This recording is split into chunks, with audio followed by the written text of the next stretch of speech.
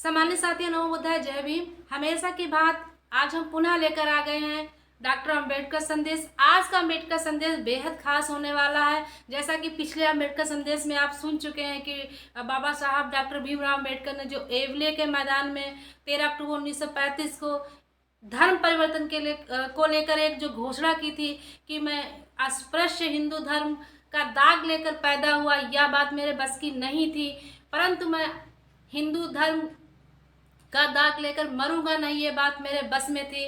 तो बाबा साहब का हूबहू भाषण आज हम लेकर उपस्थित हुए हैं। स्थान बुद्धा बौद्ध सत्य अंबेडकर इंटरनेशनल, BBAIC सारनाथ, वाराणसी राज्य, उत्तर प्रदेश देश, भारत से।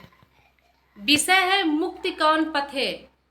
बाबा साहब डॉक्टर संपूर्ण वाङ्मय खंड 38 से आज हम नवा भाग लेकर आए हैं, जो है पृष्ठ संख्या 484 से 487 तक।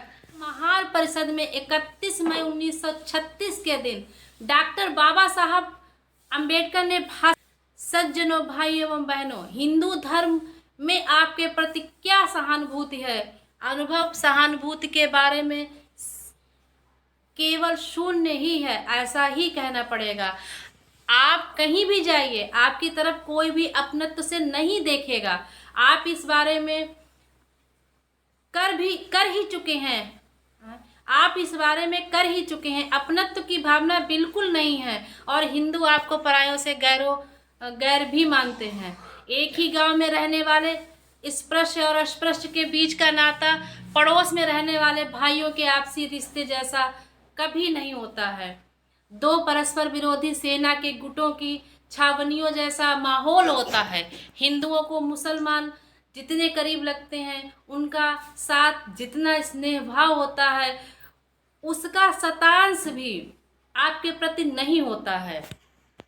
लेकिन बोर्ड में, कायदे, काउंसिल में, व्यापार में हिंदू मुसलमान एक दूसरे का सहारा बनकर रहते हैं। लेकिन क्या आप एकाध उदाहरण भी ऐसा दे पाएंगे जब हिंदुओं ने आपके साथ सहानुभूतिपूर्ण व्यवहार किया हो? उल्टे यह बात सच है कि वे हमेशा आपके खिलाफ होते हैं। आप में जिनको न्याय की गुहार लगाते हुए कोर्ट जाना पड़ा हो या पुलिस की सहायता लेनी पड़ी हो, वे बता सकते हैं कि हिंदुओं के मन में आपके खिलाफ जो भावना है वह कितनी घातक रूप धारण कर चुकी है। कोर्ट में न्याय मिलेगा, पुलिस मदद करेगी, क्या ऐसा आप में किसी एक को भी विश्वास है? अगर नहीं तो आपको विश्वास ना महसूस होने की वजह क्या है? मेरे मत में ऐसे अविश्वास की एक ही वजह है और वह यही वजह है कि हिंदू लोगों के बीच आपके बारे में किसी तरह की कोई सहानुभूति ना होने के कारण वे अपने अधिकारों का अच्छा इस्तेमाल करेंगे। ऐसा आपको नहीं लगता? अगर यह सच है तो फिर शत्रुता भरे इस वातावरण में रहने से आपको क्या हासिल होगा? क्या हिंदू धर्म में आपको जाना नहीं चाहिए? अस्पृश्यता प्रत्यक्ष असमानता है। असमानता की इतनी उग्र ज्वाला और कहीं देखने को नहीं मिलेगी। अस्पृश्यता से अधिक उम्र असमानता दुनिया के इतिहास में कहीं देखने को नहीं मिलेगी। कमतरी बेहतरी के कारण आपस में रोटी बेटी व्यवहार ना होना इसी असमानता का निर्देशक है। लेकिन एक व्यक्ति दूसरी व्यक्ति को ना छूने जैसी उस पतित मानव जैसी परंपरा हिंदू धर्म के अलावा तथा हिंदू समाज के अलावा अन्यत्र कहीं भी देखने को नहीं मिलेगी। जिसके स्पर्श से इंसान भ्रष्ट हो जाता है, जिसके स्पर्श से पानी भ्रष्ट हो जाता है, जिसके स्पर्श से भगवान तक अपवित्र हो जाते हैं, वह मानव प्राणी ही तो है। कोई कैसे माने? अस्पृश्य व्यक्ति की ओर देखने की दृष्टि और कोढ़, रक्तपित्ती से पीड़ित व्यक्ति की तरफ देखने की दृष्टि में आखिर क्या फर्क है? कोढ़ से पीड़ित व्यक्ति के बारे में लोगों के मन में भले ही घिन हो, लेकिन सहानुभूति भी होती है।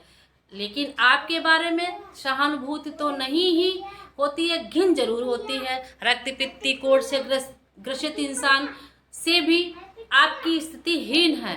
आज भी गांव में कोई स्पृश्य व्यक्ति जब व्रत खोलता है, तब अगर महार का शब्द उसके कानों में टकराए तो वह अन्न ग्रहण नहीं करता है। आपके शरीर के साथ, आपके शब्दों की आवाज़ के साथ इतना कलंक भाव जुड़ा हुआ है। कुछ लोग कहते हैं कि अस्पृश्यता हिंदू धर्म का कलंक है, लेकिन सच पूछिए तो उसके कोई मायने नहीं है। हिंदू धर्म कलंकित है, ऐसा एक भी हिंदू नहीं मानता। आप कलंकित हैं, दूषित हैं, अपवित्र हैं, ऐसा बहुसंख्यक हिंदू समाज मानता है।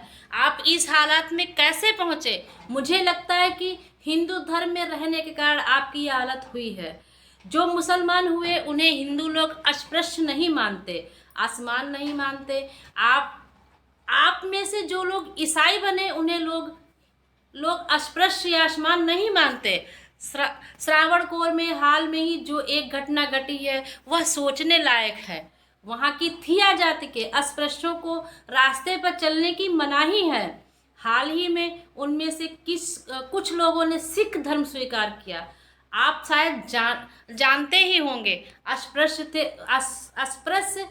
थे तब उन लोगों के लिए जिन रास्तों पर चलने की, गुजरने की मनाही थी, सिख धर्म स्वीकारते ही उन पर पाबंदी हटा दी गई। इन सभी घटनाओं से एक बात साफ है, आपकी अस्पृश्यता और असमानता की कोई वजह है तो वह है आपको हिंदू धर्म का आपसी संबंध। असमानता के इस अन्याय को कुछ अस्पृश्य लोग अस्पृश्यों से उन्हें सत्तावना देते हुए कहते हैं, आप शिक्षा लो तब हम आपको छुएंगे, आप साफ सुथरे रहें तो हम आपको छुएंगे, समानता से पेश आएंगे। सच पूछिए तो अनपढ़ दरिद्री महार का जो हाल है वही शिक्षित, पैसे वाले और साफ सुथरे रहने वाले महार की भी यही बदतर स्थिति है। हम सबका अनुभव हमें यही बताता है। लेकिन यदि अब अनुभव हम कुछ पलों के लिए अलग भी रख दें तो यह सवाल बाकी रहता है कि अगर हाथ में पैसा नहीं है, बदन पे महंगी पोशाक नहीं हुई, शिक्षा नहीं ली तो समानतापूर्ण व्यवहार मान्यता ना मिले तो आम महार क्या करे? जिसे शिक्षा प्राप्त नहीं हो सकती वह क्या करे? जिसे पैसा नहीं मिल सकता वह क्या करे? जिसे पैसा नहीं मिलता और जो ठीक ठाक कपड़े नहीं पहन पाता वह क्या करे?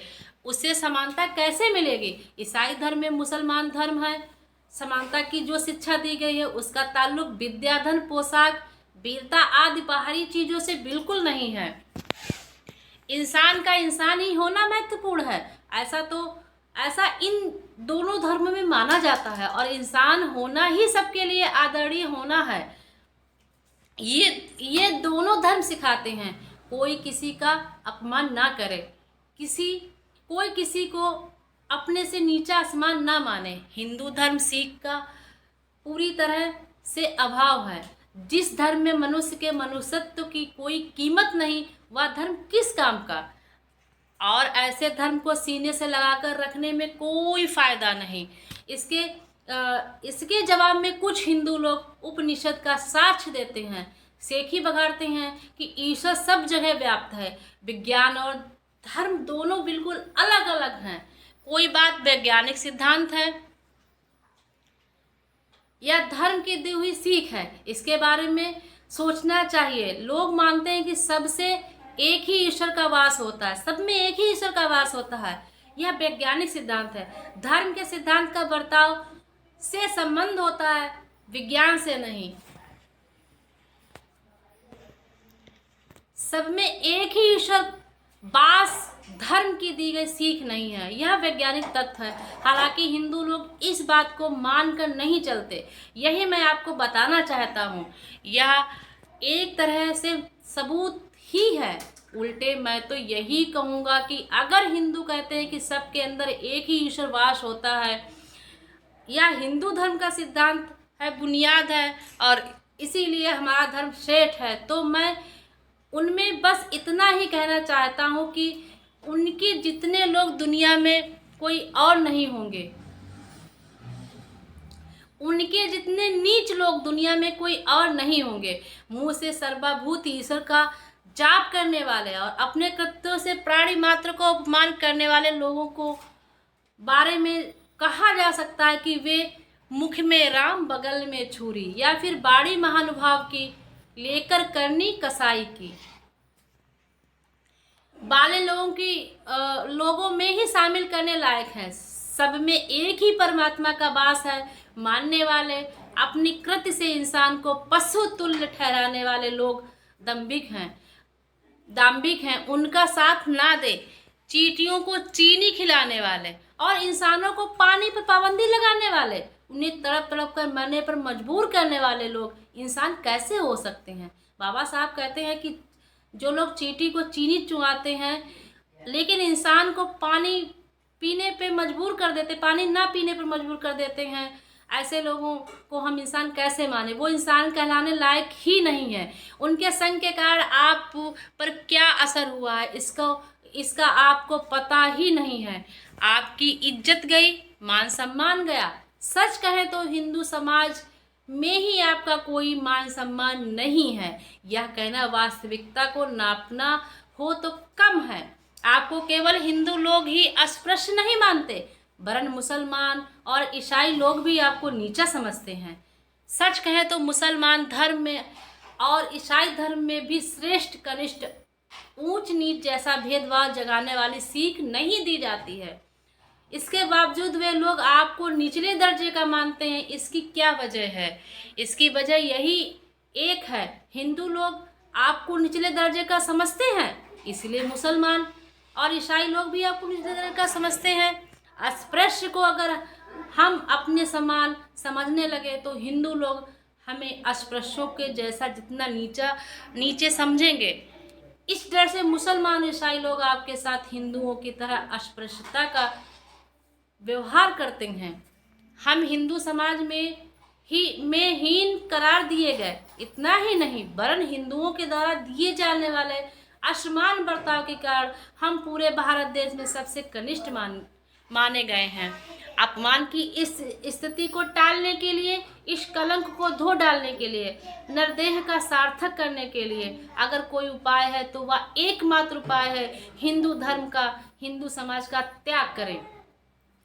आज का अम्बेडकर संदेश यहीं पे समाप्त होता है। हमेशा की भांति अम्बेडकर संदेश समाप्त होने के बाद में आपसे 2 प्रश्न पूछे जाते हैं। तो आज का प्रश्न है, बाबा साहब डॉक्टर भीमराव अम्बेडकर कहते हैं कि शत्रुता भरे इस वातावरण में रहने से आपको क्या हासिल होना है, इसका क्या अर्थ है? प्रश्न नंबर 2 है, बाबा साहब डॉक्टर भीमराव अम्बेडकर ने अस्पृश्यता का कारण इन धर्मों के बारे में क्या विचार दिए हैं, इसका समाधान क्या है? तो इन दोनों प्रश्नों में से आपको किसी एक का उत्तर देना है। और आपको ये संदेश कैसा लगा आप कमेंट बॉक्स में ज़रूर बताएं। और अगर हाँ चैनल पे नए हैं तो आप चैनल को सब्सक्राइब जरूर करें। आपने अम्बेडकर संदेश देखने के लिए इतना अमूल्य समय दिया, उसके लिए आप सबको बहुत बहुत धन्यवाद, बहुत बहुत साधुवाद। नमो बुद्धाय, जय भीम।